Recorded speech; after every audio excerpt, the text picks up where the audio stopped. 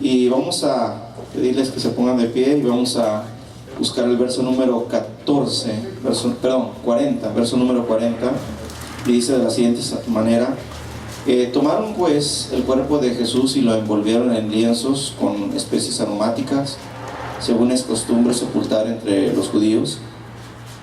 Y en el lugar donde había sido crucificado había un huerto, y en el huerto un sepulcro nuevo, en el cual aún no había sido puesto ninguno. Ahí pues, por causa de la preparación de la Pascua de los judíos y porque aquel sepulcro estaba cerca, pusieron a Jesús. Vamos a llegar hasta ahí, hermano. Siéntese, por favor. ¿Sabe lo que acabamos de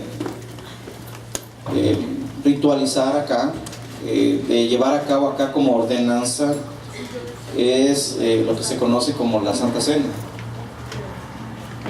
Cuando uno mira, hermano, este tipo de acción, seguramente a ustedes les remonta, o a todos nosotros, hermano, nos hace pensar en el momento que Jesús, antes de ir a su crucifixión, sabiendo que estaba próximo a ella, junta a sus discípulos y celebra la Cena del Señor, o la Santa Cena, como nosotros le conocemos. Ahí, hermano, él habló de una manera simbólica, análoga de su sacrificio, cosa que después, entre lo que fue el correr de la noche, él fue arrestado esa misma noche, y ya para el mediodía él estaba siendo crucificado, estaba siendo matado en la cruz. Lo que nosotros leemos acá es el funeral de Cristo. Fue lo que leímos nosotros, el funeral de Cristo. El Rey de Reyes, Señor de Señores, tuvo un funeral, al parecer, sin ninguna pompa, sin ningún reconocimiento. Tuvo uno de los funerales más insípidos que el humano jamás haya celebrado. Fue un funeral, pareciera como si fuera de vergüenza. Fue algo, hermano, tan limitado en su asistencia que solamente se puede contar entre los que estuvieron ahí, ante ya la dispersa multitud, por causa del clima que se trastornó por la muerte de Jesús. La naturaleza hizo evidente que algo, hermano, estaba pasando, algo estaba aconteciendo y no era normal. Al igual que el día, hermano, especial, puesto que era el día de Pascua. Era un día sagrado para ellos. Así es de que todo fue tan rápido, hermano. Acá dice que por causa de la Pascua, y hermano, lo bajaron de la cruz e inmediatamente vieron allá a un ladito, en un huerto próximo, un sepulcro, y inmediatamente, hermano, fueron y procedieron a sepultarlo, pues. Ahí estaba María, la madre de Jesús, María de Magdala o Magdalena, igual estaba Juan, el apóstol.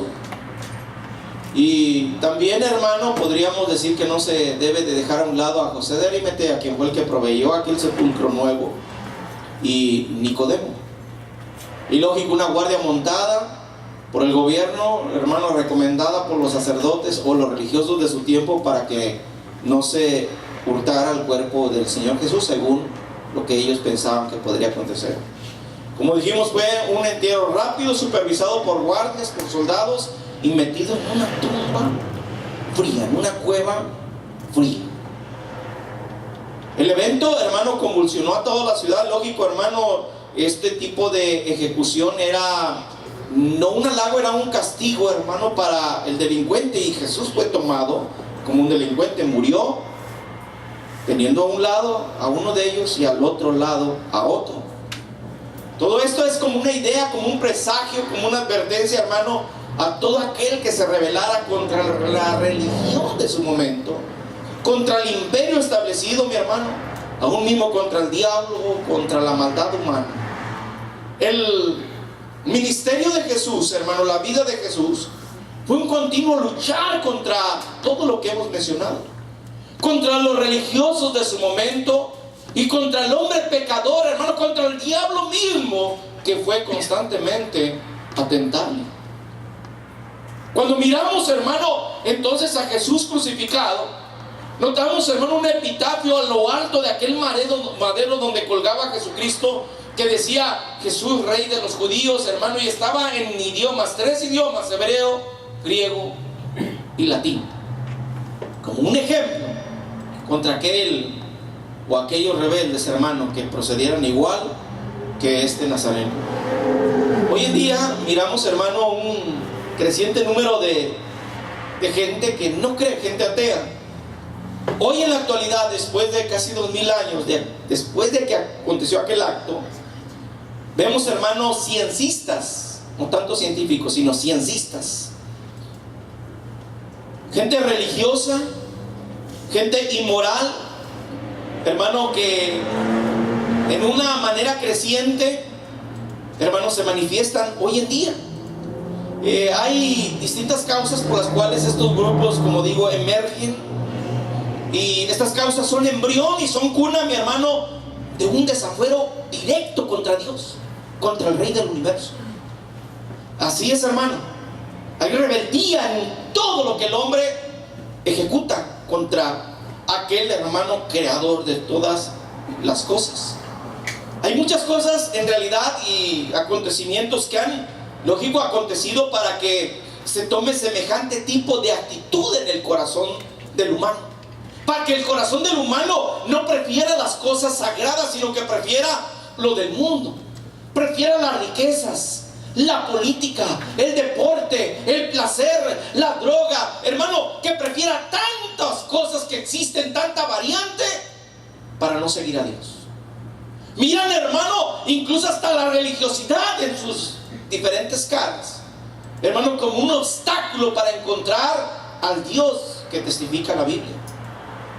Cuando uno nota, mi hermano, que hay diferentes causas que son cuna y embrión de este mal que aqueja al ser humano, entre ellos podemos hablar de la ignorancia, por ejemplo, ¿no? La ignorancia. Platón decía que la ignorancia es el peor de todos los males. Ahora no piensen que Platón era un cristiano, ¿no? Mucho menos que era un judío, ¿no? Este era un griego que en los albores, en lo que era, hermano, el surgir, la época de oro de la filosofía, pues se manifiesta junto con una lista enorme, hermano, de hombres pensadores. Y él decía eso, que la ignorancia es el peor de todos los males. Ahora, sin embargo, a pesar de que era un filósofo, hermano, no quiere decir que era una persona que al decir ese tipo de expresión estaba fuera de la realidad.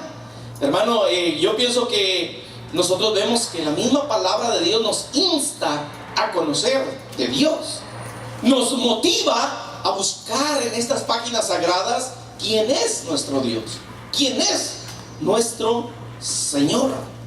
Y exacto, es un mal tremendo ignorado. Es un mal tremendo ignorado. Sin el conocimiento, hermano, se puede quedar el hombre como allá en lo primitivo, casi como el hombre de las cavernas. Si usted puede contemplar hoy en la actualidad algunas de las comunidades que están en lugares remotos del África, por ejemplo, o allá en Sudamérica, pensemos, hermano, en el Amazonas, usted va a notar que hay, comunidades de gente, de personas que parecían ser tan salvajes que todavía muchos de ellos usan taparrabo y otros ni siquiera lo usan. Tan salvajes, hermano, que, hermano, todavía están ligados a la naturaleza, no conocen de tecnologías, no saben de ciencia. Son como animalitos en el campo, mi hermano. Pero es porque se les privó de lo que hoy nosotros como sociedades modernas tenemos. Exacto, la ignorancia, sobre todo la ignorancia de Dios, es nociva para nosotros, hermano. La gente puede tener mucho conocimiento, pero ignorar de Dios. Y esto, mi hermano, esto es una deficiencia que, en efecto, hermano, produce mucho mal en el corazón, el no conocer de Dios. Yo no estoy hablando de que la persona no tenga religión, estoy hablando de no conocer al creador del universo, hermano. no conocer del creador del universo, no conocer, hermano, de todo lo que envuelve a lo que está escrito acerca de este ser, hermano, que nosotros tenemos por Dios. Hablábamos del filósofo bueno, la filosofía, amor al conocimiento sería más la definición de esta frase, filosofía, amén. Uno cuando va a hacer un análisis contemplativo, hermano, de lo que significa el trasfondo de ella, amén, sería pues prácticamente pues la idea como un objetivo, hermano, de esta filosofía, el afán como de proporcionar herramientas para que el ser humano conozca la verdad de su existencia, de su entorno, de lo moral, de lo ético, de lo bueno, de lo malo, etcétera, etcétera, etcétera. Pero la filosofía, aunque trata de proporcionar, hermano, algo donde nosotros podamos tomarlo provechoso para nuestro ser, y lógico, hermano, en beneficio de lo que nos rodea, muchas veces, hermano, se ha tornado en contra del ser humano. Hubo uno de estos filósofos, hermano, que expresó netamente lo que la finalidad de la filosofía persigue. Y la finalidad de la filosofía, en una forma, hermano, le digo más expresa, es matar a Dios, acabar a Dios con palabras. Nietzsche, hermano, un hombre, Friedrich Nietzsche, algo así se pronuncia su nombre, hermano, expresó y escribió, este filósofo, en su obra La Gaya Ciencia, algo que muchos filósofos hoy en día han capturado, los ha cautivado este tipo de pensamiento. Y hermano, él escribía, hermano, Dios, hermano, ha muerto. Este tipo de frase, cuando uno lo empieza a leer en su obra, hermano, lógico, está arraigada en el corazón del filósofo de una manera reforzada. Yo he oído a algunos de estos filósofos, hermano, ya sea de España o de Argentina, y cuando usted, hermano, empieza a mirar, cuando toman el tema de este hombre, hermano, y sus reflexiones, usted va a darse cuenta que como que a esta gente y a la multitud que los oye, como que les causa placer sencillamente oír razonar a un humano de que Dios ha muerto, de que Dios no existe, de que Dios, hermano, es el invento del cerebro humano para el control de las masas. Hermano, cuando usted empieza a indagar, entonces se da cuenta de lo nocivo que puede incluso tornarse estas reflexiones del humano, hermano, que a veces tiene un buen objetivo, pero a veces una posición muy peligrosa para su eternidad, para su alma. Uno mira en el relato de este hombre llamado Friedrich Nietzsche, hermano, en su relato del hombre loco, extractos de eso, hermano, puede uno observar, y dice, hermano, que Dios ha sido muerto. Dice, hermano, le digo, tratar de ser bien condensado en lo que quiero mencionar, porque sé que el tiempo me está alcanzando, amén. Pero él decía, hermano, en medio de una multitud, cierta mañana, hermano, con una linterna en la mano, gritaba entre la gente, busco a Dios. Y la gente, hermano, atea, en esta obra conocida como La Gaya Ciencia, gritaba, hermano, también, y le respondía entre risas, ya se perdió Dios, se extravió Dios, hermano, se ha ocultado. Otros decían, ¿tendrá miedo?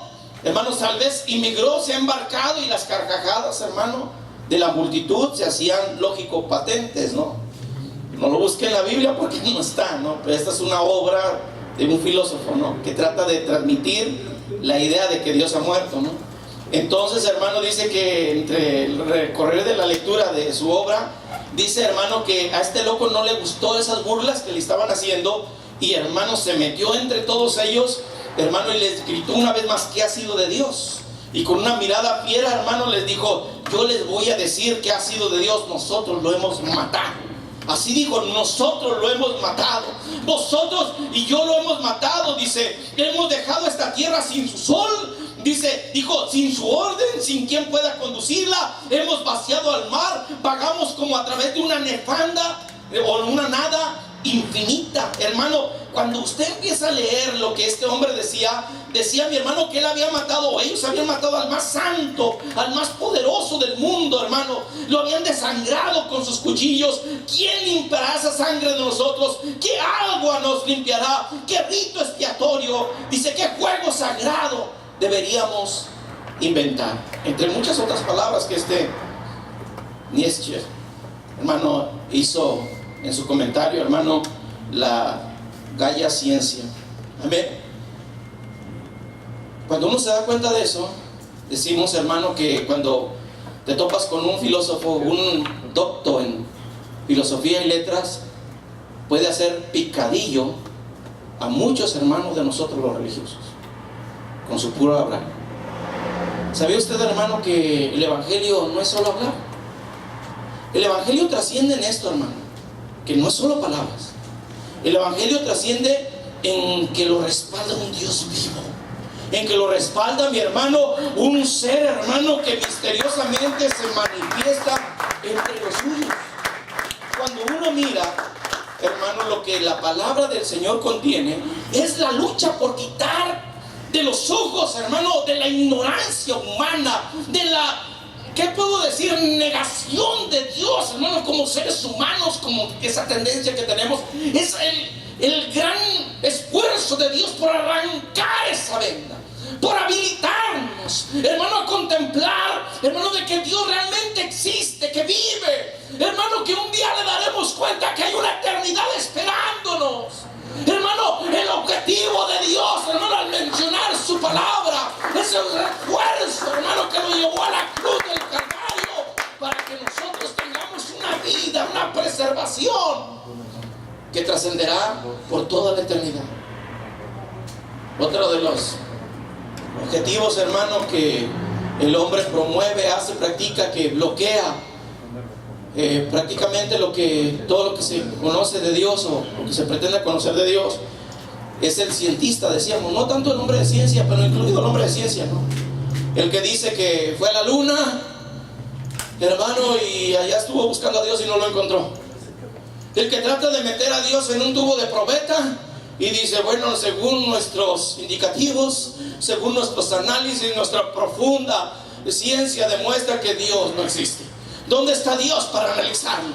¿Dónde está Dios para hacerle una autopsia? ¿Dónde está Dios para poder, hermano, medir su capacidad intelectual? ¿Dónde está Dios para poder, hermano, explorar su naturaleza? El hombre, al no mirar a Dios, dice que Dios no existe. Dios no existe. Y con eso tratan de eliminarlo.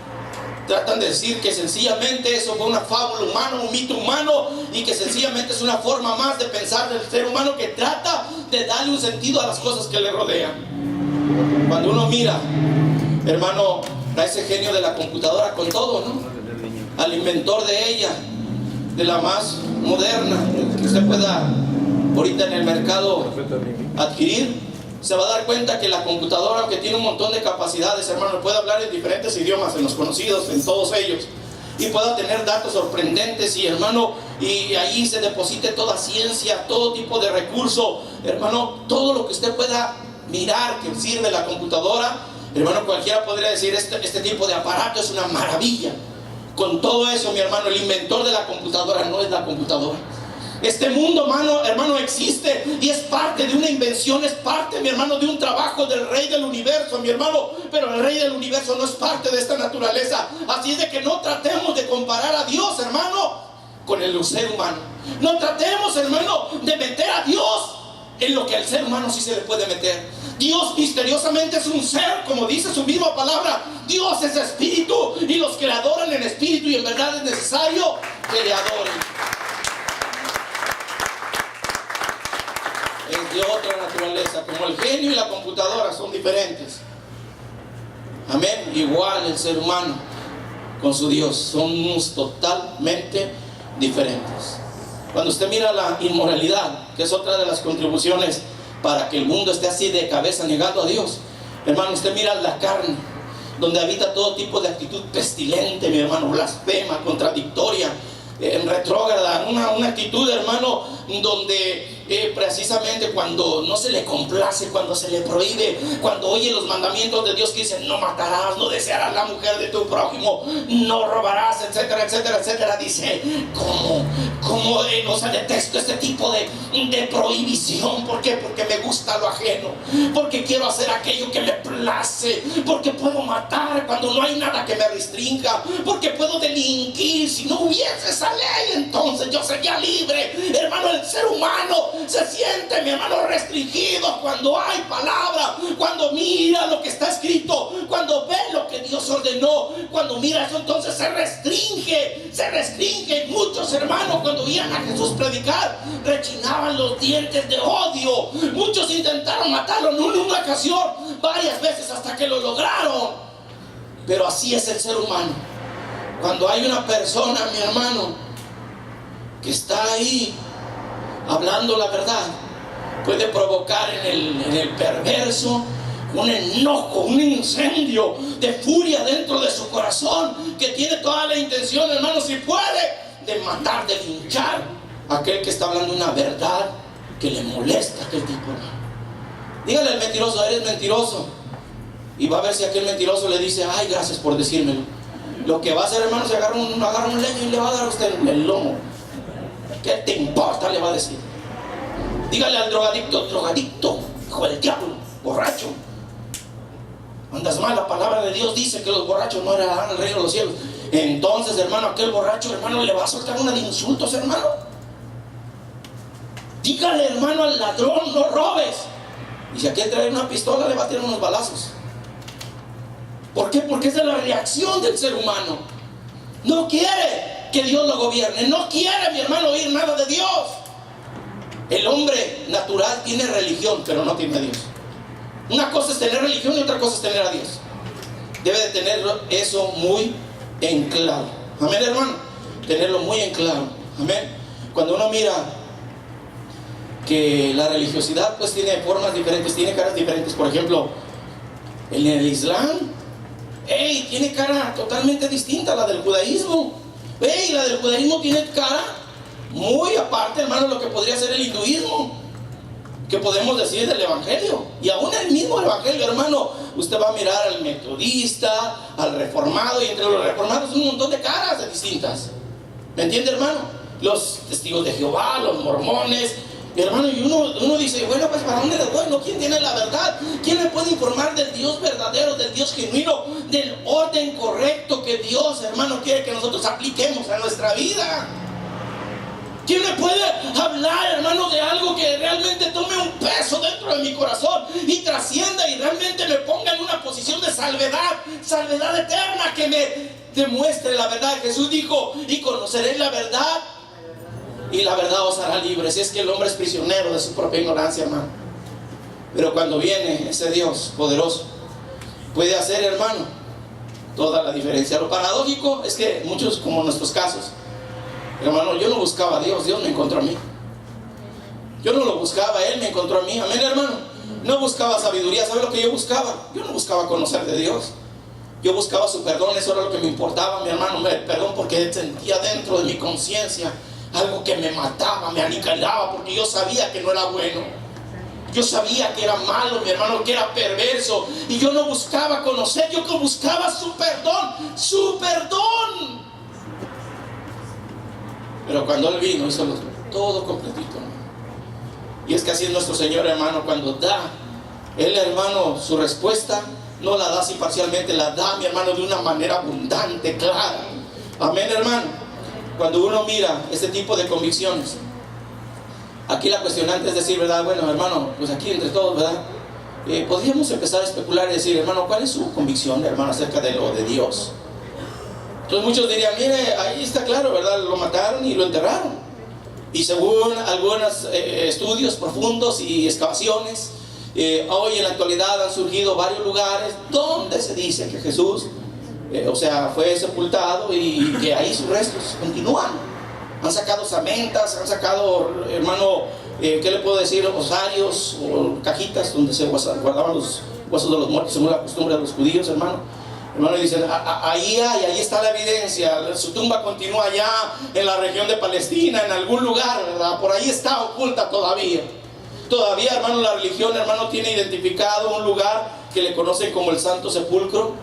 Amén, hermano. Y la gente va ahí, como sea, les dicen que ese es el lugar más adecuado como para indicar en qué parte fue fue sepultado nuestro Señor. ¿Me entiende, hermano? Pero ¿cuál es nuestra convicción cuando uno oye este tipo de cosas? ¿Cuál es nuestra convicción cuando nosotros, hermanos, somos confrontados y al tratar de entender que si nuestro Señor, hermano, ahí quedó nomás en la historia, ahí quedó restringido por aquel, hermano, enorme monto de piedras o aquella piedra que fueron rodadas para tapar la tumba, mi hermano, o la entrada a la tumba donde pusieron sus restos? Si ahí acabó la historia, mi hermano, no, la Biblia no dice eso, hermano. La Biblia dice, mi hermano, que al tercer día, mi hermano, contra todo lo establecido, contra toda lógica, contra todo lo natural, contra toda ciencia, contra todo lo especulado, hermano, aquel Señor, aquel que había muerto, mi hermano, al tercer día resucitó de entre los muertos. Al tercer día, mi hermano, fueron soltados los terrores, los dolores de la muerte. Al tercer día, mi hermano, la piedra se rodó, hermano, porque un ángel potente, la puso a un lado para que saliera el Rey de los siglos, el poderoso, aquel que venció la muerte, al diablo, al mundo, a la carne. ¿En quién tienes tu esperanza, hermano? Muchos, incluso en el ocultismo, dicen, no, nosotros matamos a Jesús. Dicen eso, lo hace suyo. Dicen, nosotros lo crucificamos. Con eso dan testimonio de que son herederos de esa misma tendencia asesina de tratar de aniquilar al ser que no se le puede aniquilar. Con todo, a Dios es inmatable, Él es inmortal. Con todo, mi hermano, aquel del que quisieron destruir, Él es indestructible. Hermano, con todo lo que quisieron hacer, hermano, y a pesar de su esfuerzo, sus golpes, las mayugaduras, hermano, y no importa que le hayan atravesado con lanza, con clavos, no importa, mi hermano, las bofetadas, hermano, no importa, nada prohibió, nada restringió, nada pudo, hermano, detener al poderoso, al Rey de gloria. La muerte no lo pudo detener, Él se levantó de entre los muertos.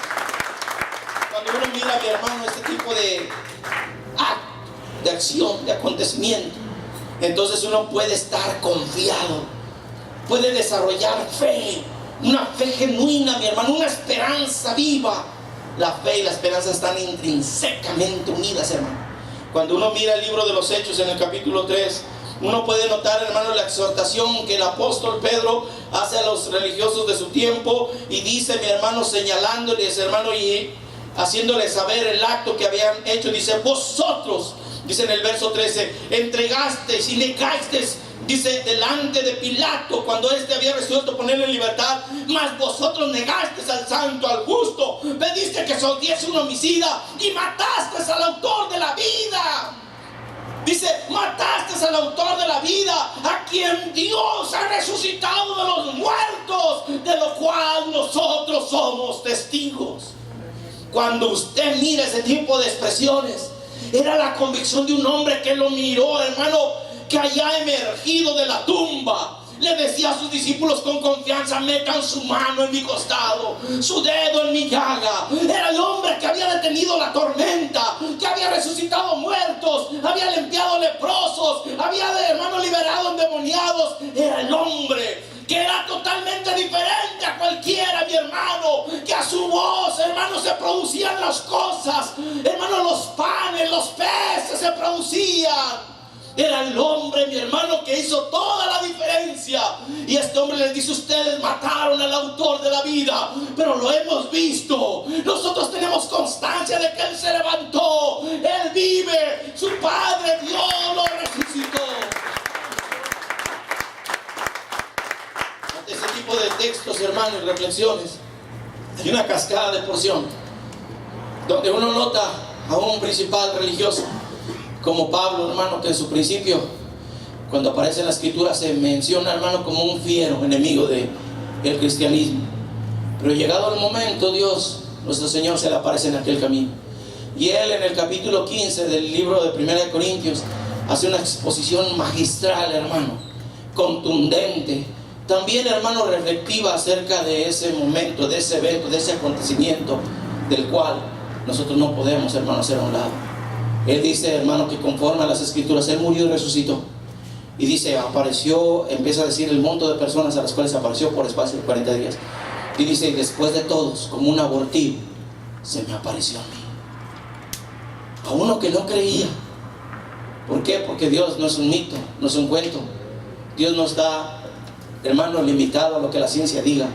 Dios no está limitado, mi hermano, a lo que la filosofía diga, aunque la filosofía y la ciencia traten de matar a Dios. Dios no está, mi hermano, restringido por la carnalidad humana. Cuando Él se manifiesta y quiere hacer algo, mi hermano, Él lo realiza sin ningún tipo de enemigo que le diga no. Cuando nosotros miramos a este ser, hermano, maravilloso, que se le presentó y se le reveló a uno, hermano, tan duro y difícil como Saulo de Tarso, hermano, uno puede notar que si a Saulo se le reveló, hermano, y le cambió el corazón y lo hizo pensar de otra manera, hermano, también lo puede hacer con nosotros. Si nosotros, hermano, le invocamos, si nosotros le creemos, si nosotros, hermano, abrimos el corazón, entonces también caeremos en cuenta de que Él no está muerto, Él está vivo, mi hermano. Él no está muerto, mi hermano. Él no fue, hermano, alguien olvidado atrás en la historia. No, hermano, Él permanece vivo. Dice la escritura que resucitó y se subió hasta los cielos, hermano, hasta la diestra del Padre. Ahí está sentado. Amén, hermano. Esa es una esperanza viva. Eso es algo que puede hacer el cambio dentro de nosotros, hermano. Eso es algo que puede hacer, hermano, que nosotros continuamos adelante en los momentos difíciles, en los momentos, hermano, donde tal vez la gente ya no tiene baterías, nosotros podemos tenerlas. Hay gente que ha puesto su esperanza pues en otro tipo de cosas, ¿no? Pero poner una esperanza, una fe, hermano, en un lugar equivocado es muy peligroso. Dice Job capítulo 27, verso 8, donde se habla de esperanza, que nosotros tenemos una esperanza viva, ¿cierto, hermano? Dice Job 27, 8, porque ¿cuál es la esperanza del impío? Por mucho que hubiera robado, cuando Dios le quitara la vida, ¿cuál es la esperanza? Por mucho que robe, cuando Dios le quite la vida, ¿qué será de él? Desgracia solo, y solamente desgracia. Salmos 39 dice en el verso 6, ciertamente como una sombra es el hombre, ciertamente en vano se afana, amontona riquezas, no sabe quién las recogerá. Y ahora, Señor, ¿qué esperaré? Mi esperanza está en ti. Job capítulo 31, hermano, sigue diciendo, verso 24, si puse en el oro mi esperanza y dije al oro, mi confianza eres tú. Si me alegré de mis riquezas, que se multiplicasen, dice, y de que di mi mano, y de que mi mano hallase mucho, dice, si he mirado al sol cuando resplandecía, o a la luna cuando iba hermosa, dice, y mi corazón se engañó en secreto, y mi boca besó mi mano, esto también sería maldad juzgada, porque habría negado al Dios soberano. Todo eso, hermano, cuando uno empieza a hablar acerca de la esperanza, creo que si está en una concordancia bíblica, va a encontrar que la frase esperanza es una de las palabras, hermano, que más aparece en la escritura. Zacarías capítulo 9, verso 12 dice de esta manera, una frase que a veces, hermano, golpea el corazón y nos levanta. Dice, volveos a la fortaleza, oh prisioneros de esperanza. Hoy también os anuncio que os restauraré el doble. ¿Sabe lo que implica esta palabra, hermano? La palabra esta implica, mi hermano, que hay gente que está aprisionada, es cautiva de una esperanza, pero no es cualquier esperanza. No es la esperanza del impío, no es la esperanza, hermano, del profano, no es la esperanza del religioso, no es la esperanza del político, no es la esperanza, mi hermano, del acaudalado, no. Esta es la esperanza, mi hermano, de aquel que ha puesto toda su confianza en el Señor, hermano. Dice, mi hermano, que esta persona es prisionera de esa esperanza, mi hermano. Hermano, cuando usted mira e indaga en las escrituras, hermano, Jesús, hermano, ante ¿qué le puedo decir? El abandono al ministerio que él estaba realizando en cierto momento, hermano, y ante la pregunta, Señor, todos están yendo, hermano, Jesús dijo, ustedes también se quieren ir, a sus discípulos amados, y hermano Pedro dice, Señor, ¿a quién iremos? Solo tú tienes palabras de vida.